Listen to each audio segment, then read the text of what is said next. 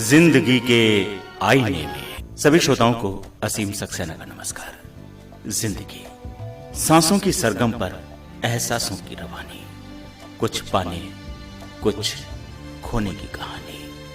समय इंसान को बहुत कुछ देता है, बहुत कुछ हाथों से फिसल भी जाता है। जिंदगी में एक वक्त ऐसा भी आता है जब हम कुछ पल ठहरते हैं, जिंदगी के आईने में बीते हुए लम्हों को निहारने की कोशिश करते हैं। ऐसे में लबों पर कभी मुस्कुराहट थिरकती है तो कभी आंखों की कोर से आंसू भी झांकते हैं। ये आईने से अकेले में गुफ्तगू क्या है, ये आईने से अकेले में गुफ्तगू क्या है। जो मैं नहीं हूँ तो फिर तेरे रूबरू क्या है, ये आईने से अकेले में गुफ्तगू क्या है। श्रोताओं, रामपुर में शायरी का जब भी जिक्र होता है तो बड़े ही अदब के साथ होश नोमानी साहब का नाम लिया जाता है। एक ऐसे शायर जिन्होंने रामपुर की शायरी की पहचान रामपुर से बाहर पूरे हिंदुस्तान में अपने ही ढंग से करवाई। आज इस वक्त हमारे साथ हैं होश साहब। कार्यक्रम में हम आपका स्वागत करते हैं। शुक्रिया। शायरी का शौक किस उम्र से हुआ और किसको देखकर लगा कि हाँ मैं भी कुछ लिख सकता हूँ? साहब ये बचपन से है। अच्छा।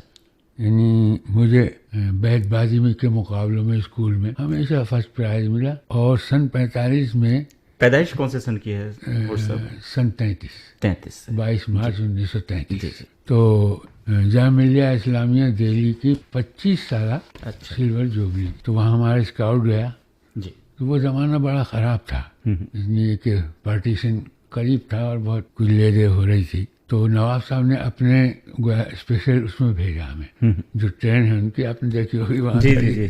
तो उसमें यहाँ के स्काउट को भेजा, मास्टर ज़रीफ साहब थे और बहुत सारे तो जो हमारे मतलब गाइड करने वाले थे। तो वहाँ पहुँचे तो मैंने वहाँ पर कई हिस्सा लिया, कई एक्टिविटीज़ में, जैसे कि तैराकी उसमें फर्स्ट आया, मैं ड्रामे में फर्स्ट आया। और ख़ास तौर पर जो मुझे वहाँ से इज्जत मिली उसमें बैतबाजी में। अच्छा। इसलिए कि बहुत बड़ा इंतखाब करके बुलाए गए थे वहाँ के स्टूडेंट्स, स्कूलों के, पूरे हिंदुस्तान के करीब करीब, मतलब ये कि इंतखाब करके स्कूल गए थे वहाँ और उसके स्टूडेंट थे। तो बैतबाजी में मुझे वहाँ पर बैतबाजी, ड्रामा और तैराकी में फर्स्ट क्लास मिला। तो बचपन से ही शेर व शायरी का शौक़ रहा है, क्योंकि घर का माहौल भी कुछ इसी किस्म का था। मेरे वालिद साहब क़िबला नातगो शायर थे और मेरे नाना अच्छा मौलवी मोहम्मदुल्लाह खां, वो भी बहुत अदबी आदमी थे। उनकी एक किताब भी लिखी जो तबाह नहीं हो सकी थी। इसी तरह मौलाना चमन साहब थे, हमारे दादाओं में होते थे। वो गणित के बहुत बड़े उस्ताद थे, हिंदुस्तान भर में उनका नाम था। तो मतलब माहौल ऐसा मिला कि जहाँ शायराना मिजाज सबके थे, अरब की बातें होती थी, छुटपने में अपने चचा के साथ, वालिद साहब के साथ नशस्तों में भी चल जाया करते थे। अच्छा, नशस्तों में उस ज़माने में बड़ा मुश्किल था जाना साहब, उसको आदाब ऐसे थे। मैं रियासत का वो दौर रहा होगा, क्या कुछ याद है? तो उमरा के यहाँ और जिम्मेदारों के यहाँ जी जी वो नशस्तें होती थी और साहब उसके कायदे क्या तौर तरीका होता था? हाँ। देखिए दुरानू होकर बैठते थे सब। अच्छा। दोनों हाथ यहाँ रख के, सिगरेट भी आगे रखे, पान भी आगे रखे। अच्छा। और पहलू भी बदलना है, मगर जब तक शायर पढ़ रहा है पहलू नहीं बदल सकते थे। अच्छा। ये बेअदबी थी। ये सिगरेट नहीं उठा सकते थे, पान नहीं उठा सकते थे। जब शायर पढ़ के رخصت ہو جائیں اور دوسرے شاعر کو آواز دینے والے ہوں تو اس کے بعد میں بڑی مہذب محفلیں تھی. آج تو یہ ہوتا تھا, میں نے دیکھا مجھے تو بڑا رونا آتا تھا. میں مشاعروں میں ہمیشہ جاتا رہتا. سن 68 میں میں نے آل انڈیا مشاعرے پڑھے اور 51 سے میری شاعری کا آغاز ہوا. جی جی. 51 ہی میں میری شادی ہوئی. اچھا. میری خالہ کی لڑکی, سگی خالہ کی لڑکی, ان سے مصروف. وہ اس میں بھی ایک حادثہ ہوا. وہ کچھ میرا ننیال پاکستان جانا چاہتا تھا. اچھا. تو میری والدہ نے کہا نہیں, ہم اسے تو نہیں جانے دیں گے. لہٰذا وہ اس طرح ہنگامی حالات میں اس دور کی جو شاعری, شروعاتی دور کی, جی ہم اپنے شروتاؤں کے لیے چاہیں گے اگر آپ کو کچھ یاد ہو. ہاں صاحب, میں کوشش کرتا ہوں. اس دور کی شاعری, جب بھی ہم آشیاں بناتے ہیں ایک تغیر فضا میں پاتے ہیں. جب بھی ہم آشیاں بناتے ہیں ایک تغیر فضا میں پاتے ہیں. آپ اور زحمت نمک پاشی. کیا بات ہے. آپ اور زحمت نمک پاشی زخم دل سن کے مسکراتے ہیں. تو یہ اس زمانے کی شاعری کا رنگ تھا جو اب بالکل نہیں ہے, اور اگر ہے تو بہت ستھرا ہوا اور بہت ترقی کے ساتھ ہے. ڈکشن بھی بدلا ہوا ہے. اور آج زندگی اصل میں شاعری نے اور غزل نے خاص طور پر زندگی کی ساری سانسیں, دھڑکنیں, نبضیں سب اپنے اندر زندگی سے اتنی قریب ہو گئی اور زندگی کو اتنا قریب کر لیا کہ غزل میں زندگی کے علاوہ اور کچھ ہے نہیں. اچھا, اس میں محبت بھی ہے, وہ بھی زندگی ہے. اس میں نفرت ہے, وہ بھی زندگی ہے. اس میں تنقید ہے معاشرے پر, جی جی, تو وہ بھی زندگی ہے, وہ ضروری ہے.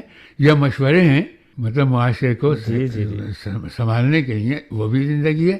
تو زندگی اتنی قریب ہو گئی غزل سے کہ وہ جو ایک تصور تھا کہ محبوب سے باتیں, اب یہ سمجھ لیجیے کہ زندگی کی باتیں یا زندگی سے باتیں. غزل, اچھا غزل پہ بڑے حملے ہوئے, بڑے حربے ہوئے یہ ترقی پسندوں نے اور تذکرہ کہنے والے لوگوں نے. بڑے غزل کے لیے اچھے لفظ استعمال نہیں کیے. لیکن ہوتا کیا ہے کہ غزل نے جتنی اچھی باتیں تھیں ترقی پسندوں کی وہ سب قبول کر لیں, اور قبول کر کے اپنے اندر مطلب ایک نیا حسن پیدا کیا, مگر اپنی حیث کو نہیں چھوڑا.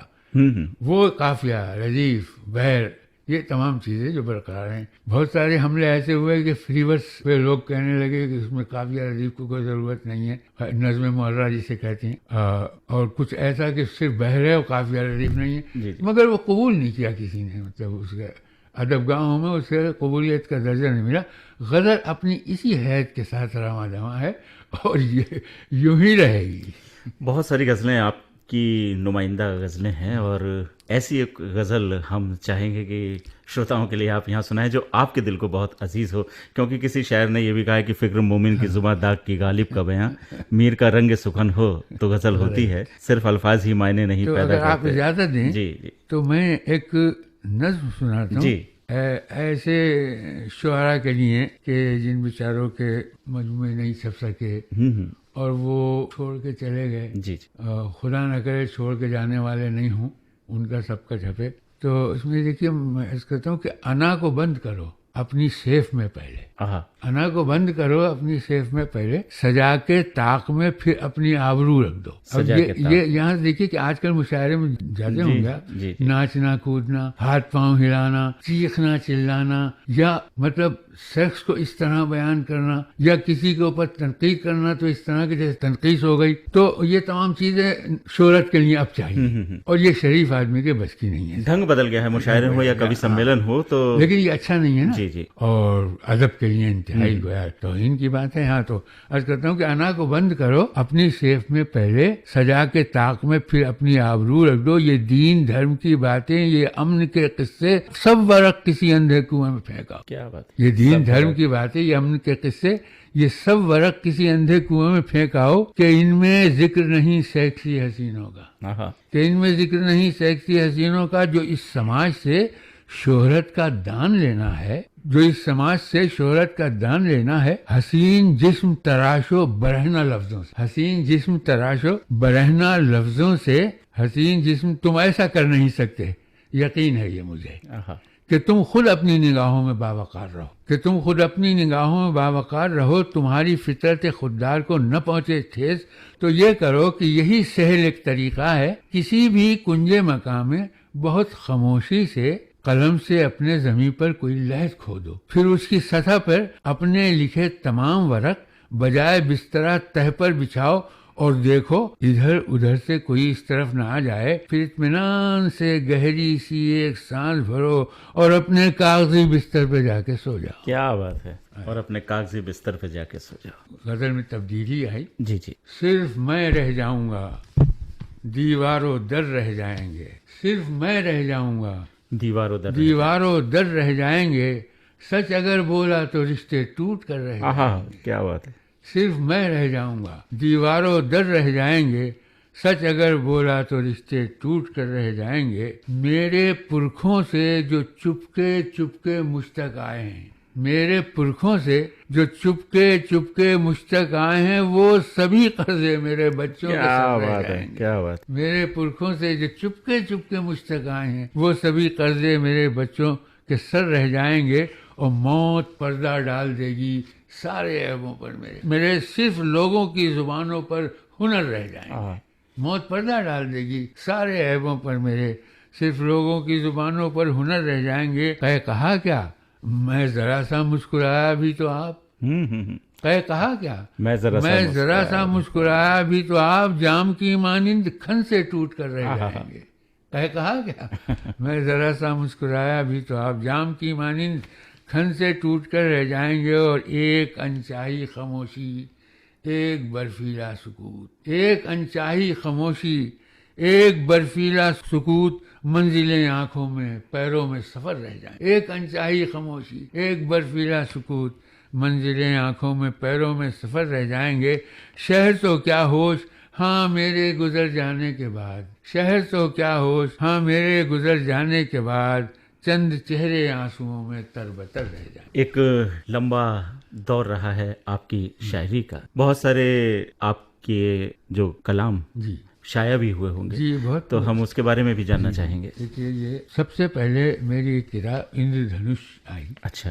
جس میں 100 شعراء کو میں نے اردو سے ہندی میں کیا، ٹرانسلیشن کیا. ان کی مطلب سوانح حیات اور ان کا فوٹو بھی. تو اس میں کون کون شعراء ایسے تھے جس میں آپ نے؟ اچھا. یاد بھی نہیں، رامپور کے زیادہ ہیں. اچھا. رامپور کے ہی سب ہیں. اچھا. کچھ ہوں گے باہر کے. پھر میری ایک کتاب میری اپنی لکھی میرا وطن آئی، جس میں بہت ساری شخصیات میں نے کریکٹر اسکیچز اور تذکرے کیے ہیں. اس کے بعد میں میری ہندی گیتوں کی کتاب آئی گھاؤ شبدوں کی. اچھا. یہ اسکرپٹ بھی ہندی ہے. پھر ایک مذہبی کتاب زمزم و فرات، کائنات اور شہادت نامہ. یہ 3 کتابیں آئیں 86 اور 94 میں.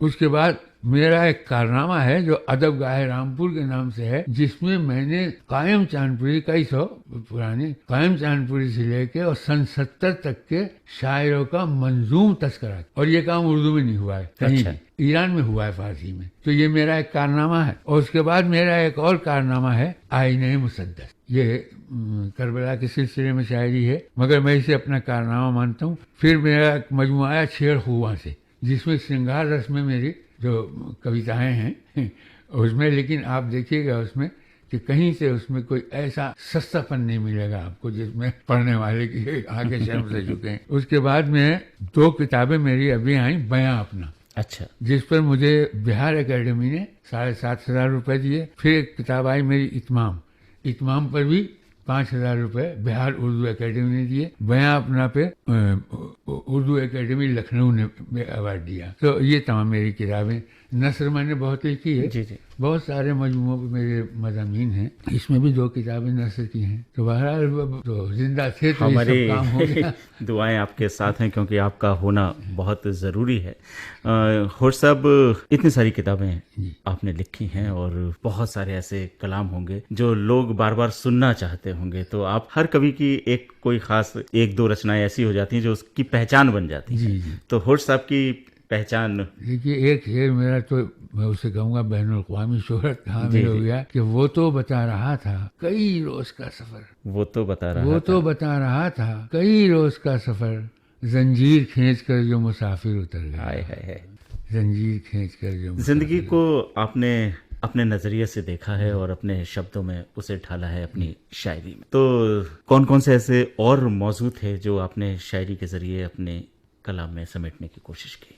دیکھیے اصل میں کوشش کر کے شاعری نہیں ہو. آپ قلم کاغذ لے کے بیٹھیں اور یہ سوچیں کہ میں اب شاعری کروں گا تو وہ شاعری ہوگی چونکہ آپ کا ہنر ہے، لیکن اس کی روح نہیں ہوگی، اس میں زندگی نہیں ہوگی. ہاں آپ جو شعر سماج سے حالات سے متاثر ہو کے جو آپ کے ذہن میں آیا, اور یہ بھی ضروری نہیں کہ آج آپ کے خیال میں کوئی چیز آئی تو آپ اسے ابھی بھی نظم کر دیں گے, نا, وہ کوئی خاص وقت ہوگا جب وہ آئے گا, جب آپ خود قلم اٹھائیں گے اور وہ جو خیال آپ کے ذہن میں آیا ہے, وہ جو پڑھ لیا آپ کی لائبریری ریکس میں رکھا ہے, وہ نکلے گا اور وہ لفظوں کی صورت میں آ جائے گا.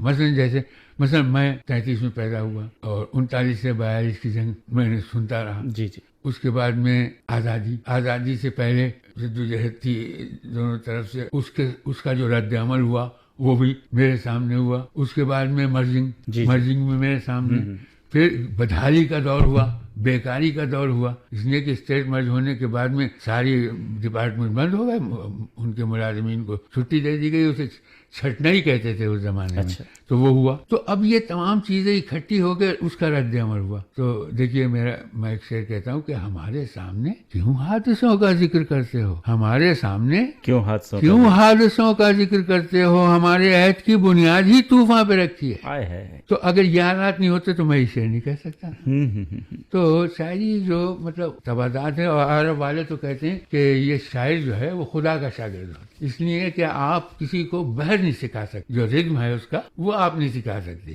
بھلے آپ اس کو ہنر دے دیں شاعری کا, مگر وہ رزم اگر نہیں ہے اس کے پاس تو وہ شاعری نہیں کر سکتے. گوشہ ہی نکالا تھا فری ورس اور بلینک ورس کہنے کا کہ وہ اپنے خیالات کا اظہار کر دیں اور اس پابندی سے بچ جائیں. اور سب شاعری کے سلسلے میں بہت دور دور تک جانا ہوا ہوگا, تو اس کے بارے میں بھی بتائیں, کہاں کہاں جانا ہوا؟ صاحب میں جہاں اردو نہیں ہے بس وہاں نہیں گیا ہوں. اچھا. ہاں, اور ایک جگہ مجھ سے رہ گئی کشمیر, اس لیے کہ وہاں سے کئی دعوت نامے آیا, اور جب کوئی دعوت نامہ آیا وہاں سے تو میں بیمار ہوا یا اتنا مصروف ہوا کہ مجھے معذرت کرنا پڑی. اچھا, پاکستان سے بہت سارے مطلب یہ خطوط موصول ہوئے, وہاں اپنے بہت ملنے والے تھے شاعر, جو کلام جن کا میں پڑھتا تھا وہ میرا پڑھتے تھے, ان کے توسل سے.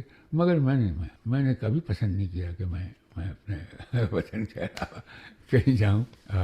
رامپور کو پرانے زمانے میں دارالسرور کہا جاتا تھا, اور صحیح کہا جاتا تھا کیونکہ یہاں پر ایک عام آدمی بھی شاعری کی سمجھ رکھتا ہے, اور جو داد ملتی ہے اس کا ایک اپنا اسٹائل ہے.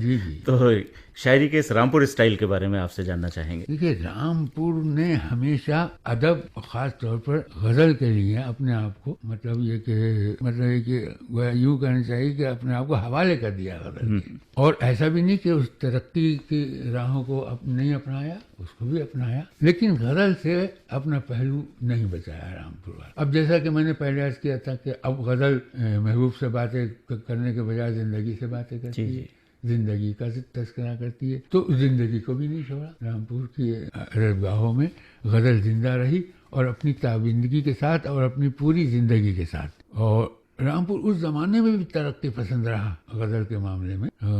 نئی غزل آئی تھی اور اس کے بہت سارے اجزاء تھے وہ چلے بھی گئے, اور بہت سارے جو اچھے تھے, خوبصورت تھے, وہ رہ بھی گئے. مثلا جیسے لفظ ہیں, الفاظ, مطلب جو غزل میں نہیں استعمال ہوتے تھے اب وہ بھی غزل میں استعمال ہوتے ہیں, مگر اس کو استعمال کرنے کا ہونا چاہیے. اپنا ایک مصرع سناتا ہوں. دیکھیے, میں نے ایک لفظ ہندی کا, ویسے میری شاعری بہت ہندی ہے, اور میں چونکہ کسی زبان کو بھی یہ نہیں سمجھتا کہ کس کی ہے, یہ میری ہے. میری ساری ہندوستان کی زبانیں اگر مجھ سے آتی ہو, میں نے بھوجپوری میں گیت بھی لکھے ہیں. اچھا. جی ہاں, تو وہ سب زبانیں میری ہیں. تو میں نے دیکھی ایک لفظ ہے نین.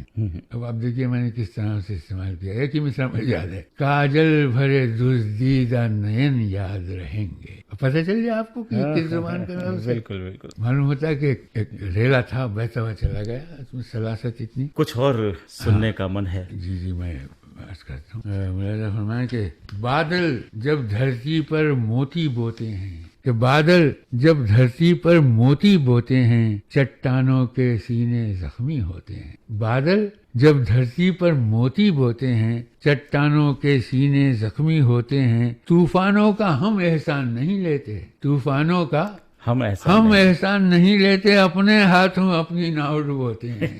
کیا بات ہے. طوفانوں کا ہم احسان نہیں لیتے, اپنے ہاتھوں اپنی ناؤ ڈبوتے ہیں. ایک جگہ تالاب کی صورت کیوں ٹھہریں, ایک جگہ تالاب کی صورت کیوں ٹھہریں, بہنے والے پانی دریا ہوتے ہیں. کیا بات. ایک جگہ تالاب کی صورت کیوں ٹھہریں, بہنے والے پانی دریا ہوتے ہیں. وہ خود کیسا ہوگا جس کی بستی میں, وہ خود کیسا ہوگا جس کی بستی میں رات سنہری چاندی سے دن ہوتے ہیں. وہ خود کیسا ہوگا جس کی بستی میں رات سنہری چاندی سے دن ہوتے ہیں. یار برا مت مان مگر یہ تو سچ ہے, یار برا مت مان مگر یہ تو سچ ہے, سب پر ہنسنے والے خود پر روتے ہیں.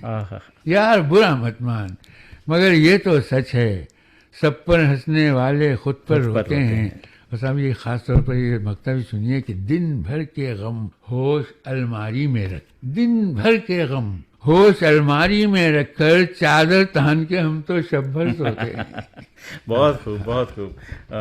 ہوش صاحب, جی تو چاہتا ہے کہ بہت ساری باتیں آپ سے کی جائیں اور بہت سارے کلام آپ کے سنے جائیں, لیکن بات آپ کی اپنی زندگی کی بھی بہت ضروری ہو جاتی ہے. کس طرح سے شاعری کے ساتھ ساتھ گھر گرہستی کا تال میل آپ نے بٹھایا ہے؟ صاحب یہ اچھا آپ نے سوال کیا اور بہت ضروری بھی تھا. دیکھیے میں ایک بہت ہی غریب خاندان میں پیدا ہوا اور اس غربت نے اور بڑا طوفان مچایا جب میرے والد صاحب دوسرے لوگوں کے ساتھ اسٹیٹ کی نوکری سے, نواب صاحب کی نوکری سے مطلب نکال دیے گئے, برخاست کر دیے گئے. تو میرے اوپر نہیں, پورے رامپور پہ جو درمیانی طبقہ تھا, جو خوش پوش طبقہ تھا, لیکن آپ نہیں کہہ سکتے تھے کہ اس کے پیٹ میں روٹی بھی ہے یا نہیں ہے, یہ عالم تھا. تو اس زمانے میں بڑی تگ و دو کے ساتھ میرے والد, میرے چچا جو پولیس میں ملازم تھے, والد صاحب البتہ, اور دادا یہ سرکار کے ملازم تھے جو برخاست کر دیے گئے تھے. تو بڑی جد و جہد کی. میرے پاس کورس خریدنے کے لیے پیسے نہیں تھے, تو ہمارے رامپور کے ایک بہت ہی اعلیٰ خاندان کے ایک فرد تھے ذکی اللہ خان صاحب, جو اسپورٹ میں ڈنمارک کہاں گئے تھے. خیر وہ ہماری جو اسٹیڈیم ہے اس کے انچارج تھے. تو وہاں میرے کچھ دوست کام کرتے تھے, کچھ ویسی تفریح کو میں بھی چلا جایا کرتا تھا. تو انہوں نے ایک دن پوچھا کہ یہاں کیسے آتا ہوں. میں نے کہا صاحب یہ لڑکے ہیں, یہ میرے ساتھ پڑھتے تھے. انہوں نے کہا کہ تم اداس سے رہتے ہو. ہاں میں نے کہا صاحب وہ اب ایک مسئلہ تو یہی میرے سامنے کہ میرے پاس میری اسکول کی کتابیں نہیں. اچھا تو انہوں نے کہا اس کا بندوبست ہم کر دیں گے. نہیں, میں نے کہا بہت بہت شکریہ. میں تو انہوں نے یہ کہا کہ ہم ایسا کرتے ہیں, یہاں کے ملازمین میں تمہارا نام ڈالے دیتے. اچھا اس وقت میری عمر کم تھی, اور اس کے بعد تمہیں تنخواہ کی صورت میں ہم دیں گے. میں نے اسے قبول کر لیا. تو ان حالات سے بھی گزرے اور کچھ نہ کچھ مطلب بہرحال کرتے ہی رہے, جس سے مطلب تھوڑی بہت آمدنی ہو جائے اور کچھ گزر بسر ہو جائے. بہرحال خدا کا شکر ہے, ہاتھ نہیں پھیلایا کسی کے سامنے, سب کچھ خود ہی کیا اپنے بچپن سے. چونکہ والد صاحب کو نوکر نہیں رہے تھے اور آمدنی کا کوئی ذریعہ نہیں آیا تھا. میری والدہ خدا غنی کا رحمت کرے, انہیں مرحوم, انہوں نے بڑی محنت کی. انہوں نے کئی کام ایسے کیے جس سے کچھ آمدنی ہو جائے, روئی اوٹنا اور یہ تمام باتیں ایسی ہیں جو میں چاہتا تھا کہ مجھ سے کوئی پوچھے اور میں اسے بتاؤں. اسی طرح غرض یہ ہے کہ وہ تعلیم بھی اس درجے تک نہیں پہنچ سکے, لیکن کتابوں سے چونکہ دوستی رہی ہمیشہ, اور پڑھے لکھوں میں بیٹھنا اٹھنا رہا, علماء میں بیٹھنا اٹھنا رہا, اپنے نوجوان پڑھے لکھے دوستوں میں بیٹھنا اٹھنا رہا, تو کمی محسوس نہیں ہوئی تعلیم کی. اللہ کے فضل سے ہاں کوئی کمی محسوس نہیں ہوئی. اچھا ایک استاد کی ضرورت پڑی, تو ہمارے گھر کے پیچھے ہمارے عزیز تھے حضرت قبلہ جلیل نعمانی صاحب مرحوم, تو وہاں سے آوازیں آیا کرتی تھیں, واہ واہ واہ واہ واہ واہ. تو میں ایک دن جا کے کونے میں کھڑا ہو گیا. تو ان کا ارے بھائی یہاں ہو, وہاں کیوں کھڑے ہو, یہاں بیٹھو. تو وہاں میں نے بیٹھنا شروع کر دیا. تو اچھا مجھ میں یہ صلاحیت پہلے سے تھی, مطلب موضوع تباہ میں پہلے ہی سے تھا. اور اس کے نتیجے میرے بچے سب موضوع تباہ, مطلب شعر کہنے والے, اور باتوں میں گلاس ڈھونڈ رہی ہوں مگر نہیں ملتی وغیرہ وغیرہ اس طرح. ہاں تو یہ پورے گھر کا. تو انہوں نے کہا میاں کچھ شعر بھی کہتے ہو. تو اس زمانے میں نے کچھ قطعات کچھ کہے تھے, تو میں نے انہیں سنایا. تو انہیں یقین نہیں آیا کہ یہ میں نے کہا, مگر انہوں نے تذکرہ بھی نہیں کیا. مگر مجھے اندازہ ہوا ان کے چہرے سے کہ انہیں. تو ایک دن وہ جب میں گیا تو وہ تنہائی میں 6 لوگ آنے والے تھے. تو انہوں نے کہا بھائی خود ہی کہتے ہو.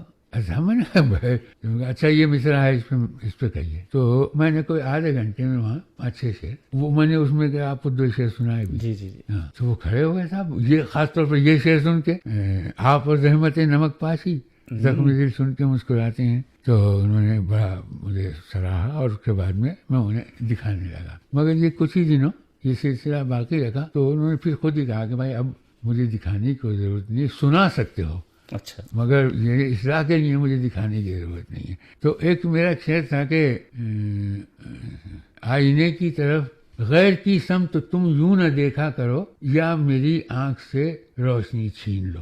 غیر کی سمت یوں تم نہ دیکھا کرو یا میری آنکھ سے روشنی چھین لو. تو انہوں نے کہا بھائی یہ غیر کی سمت کیا؟ آئینے کی طرف. میں نے صاحب آئینہ بے جان ہے، وہ کچھ بھی کرے اس پہ کچھ بھی اثر مرتب ہو جی جی تو میری صحت پہ اس کا کیا اثر ہے. ہاں لیکن غیر دیکھتا ہے تو مجھے جلن ہوتی ہے. تو انہوں نے مانا اس کو غلط سے لگا لیا، شاید امتحان مقصود ہے ان کا.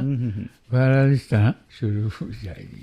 بچوں میں بھی آپ نے ذکر کیا کہ شاعری کا رنگ ہے، تو کس طرح سے کیا ماحول رہتا ہے؟ کبھی شاعرانہ انداز میں گھر میں تو بات میری چیت ہوتی لڑکی ہے؟ نے بہت 52-53 افسانے لکھے، وہ جاری مینا نعمانی کے نام سے. جی مگر اس کے بعد شادی وادی ہونے کے بعد میں بچے، ماشاء اللہ اس کے بچے جوان، بچوں کی شادی ہو گئی. میرے پوتے پوتی، پر پوتے پوتی، پر نواسے نواسی بھی. میں نے 3 نسلیں دیکھی ہیں اپنی. اچھا اللہ کا شکر ہے. بہت کچھ آپ نے دیکھا ہے اور بہت کچھ محسوس بھی کیا ہے. ایک لمبا دور رہا ہے آپ کی شاعری کا. لیکن آج جب ہم شاعری کی بات کرتے ہیں تو نہ تو ویسے مشاعرے رہ گئے، نہ وہ محفلیں رہ گئیں، تو دل کو کہیں کچھ احساس ہوتا ہے. بہت ٹھیس پہنچتی ہے صاحب وہ زمانہ یاد کر کے. ہماری شاعری زندگی کے لیے ضروری تھی. آج کی شاعری زندگی کی ضروری نہیں ہے. مندر مسجد مطلب یہ کہ بہت سستے پن سے شہرت حاصل کرنا، ہندو مسلم، یہ اس طرح غریبی امیری، یہ کیا ہے؟ ماں کو ہل پڑ گئے. ارے بھائی ماں ایک بیان حقیقت ہے. اگر اس کی کہیں توہین ہو رہی ہو تو آپ اس کا تذکرہ کریں، لوگوں کو نصیحت دیں کہ بھائی ماں بہنوں پہ شعر پڑھیں. اب یہ توازہ شاعری نہیں ہے. شاعری کا تو اپنا ایک معیار ہے. اخبار سامنے رکھا، اخبار کی خبریں پڑھی، جی اس کو شاعری کی شکل دے دی کر لی. تو میں نے کہا ہے کہ کچھ ایسا ہی پہلا مصرع کہ یہ اخبار کی شاعری، اور دوسرا مصرع ہے کہ سخن فہموں سے عیاری نہ کرنا. ہاں آپ جب شاعری کرتے ہیں، جیسا کہ آپ نے بتایا، جب دماغ میں جو آیا اس کو لکھ لیا جی اور پھر وہ آگے پروان چڑھتی ہے. جی. تو آپ کوئی کلام کر رہے ہیں، لکھ رہے ہیں، اس کے بعد پہلا شروتا آپ کا پہلا لسنر کون ہوتا ہے؟ کس کو سناتے ہیں؟ صاحب میری جب لڑکیوں کی شادی نہیں ہوئی تھی تو میں انہیں سنایا کرتا تھا.